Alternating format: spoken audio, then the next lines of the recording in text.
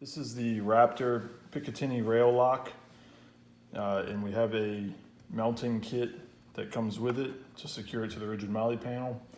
It comes with 4 tamper-proof security screws and also 4 standard Phillips head.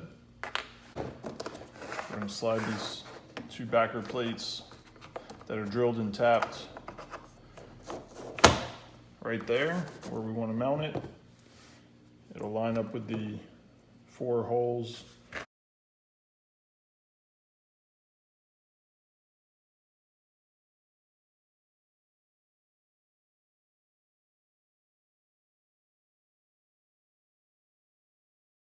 We'll secure the whole panel to the base of the seat with a lock.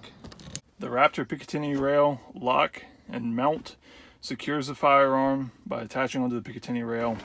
The firearm is released by pressing in and then pulling away, and it is mounted back in the same way.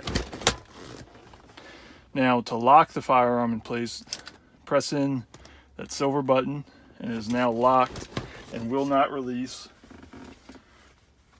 until you use the provided key